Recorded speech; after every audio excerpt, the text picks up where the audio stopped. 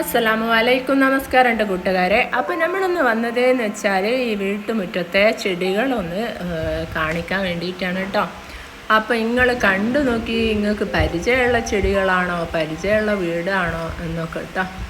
അപ്പോൾ ഒരുപാട് ചെടികളുണ്ട് കേട്ടോ വീട്ടുമുറ്റത്ത്.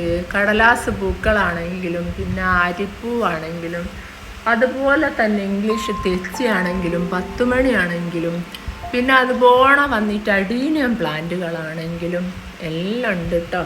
ഇതിനിടയിൽ ഉണ്ടോ മാഷാഅല്ലാഹ്.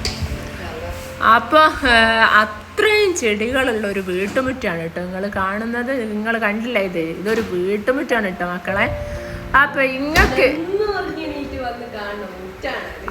ഇങ്ങക്ക് എന്താണ് ഇങ്ങക്ക് ഈ വീട്ടുമുറ്റം കണ്ടിട്ട് ഇങ്ങക്ക് കമന്റ് ഇടാൻ തോന്നുന്നെങ്കിൽ ഒരു 2 വരി, വെറും 2 വാക്കെങ്കിലും നിങ്ങൾ കമന്റ് ഇടണം കേട്ടോ. കാരണം എന്താണെന്നറിയോ, നിങ്ങളെ ഈ കമന്റ് ഈ വീട്ടമ്മക്ക് അത്രയും വലിയൊരു എന്താ പറയുക, ഒരു അവാർഡ് തന്നെ പറയാം കേട്ടോ. അപ്പോൾ അത്രയും കഷ്ടപ്പെട്ട് ചെടികൾ ഉണ്ടാക്കണം. നിങ്ങൾക്ക് അറിയാമല്ലോ, പൂക്കളും ചെടികളും സ്നേഹിക്കുക ഇഷ്ടപ്പെടുന്ന ഓരോ വ്യക്തിക്കും അറിയാം ഒരുപാട് കഷ്ടപ്പാടാണ് ഒരു ചെടീൻ്റെ ഒരു തൈ ഉണ്ടാക്കിയെടുത്ത് അത് പൂവിടിയിക്കണമെങ്കിൽ എന്നുള്ളത്. അപ്പോൾ ഇത്രയും ചെടികളെ നമുക്ക് കാണാൻ വേണ്ടി നമുക്ക് നമ്മളെ മുന്നിൽ ഉണ്ടാക്കി കാണിച്ചു തന്ന ഈ വീട്ടമ്മക്ക് അപ്പം നമ്മളെ വിലയേറിയ ഒരു ലൈക്കും കമൻറ്റും ഉറപ്പായിട്ട് നിങ്ങൾ കൊടുക്കണം. അത് എന്താ പറയുക, ഞാൻ ഹൃദയത്തിൽ തൊട്ട് പറയാം കേട്ടോ നിങ്ങളോട്. നിങ്ങളത് കൊടുത്തേ പറ്റൂ ഒരു കമൻറ്റ്.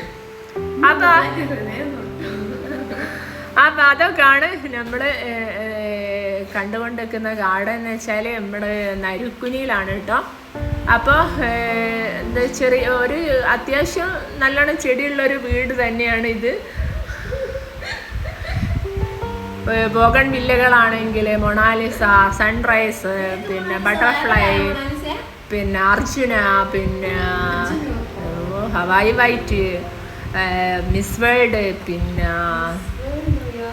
പിന്നെ പിന്നെ പിന്നെ ഇനിയുണ്ട് ഒരുപാട്. മൊണാലിസ തന്നെ 2 കളറിൽ വരുന്നുണ്ട്. അങ്ങനെ ഒരുപാട് വെറൈറ്റികളുണ്ട് കേട്ടോ ഈ വീട്ടുമുറ്റത്ത്. നമുക്ക് നമ്മൾ നേരിട്ട് കാണുമ്പോൾ നമുക്ക് അതിൽ പൂക്കളിൽ നിന്ന് എടുക്കാൻ പ്രയാസം. അത്രയ്ക്ക് ഭംഗിയുള്ള പൂക്കളുള്ളൊരു വീട്ടുമുറ്റം തന്നെയാണ് തീർച്ചയായിട്ടും.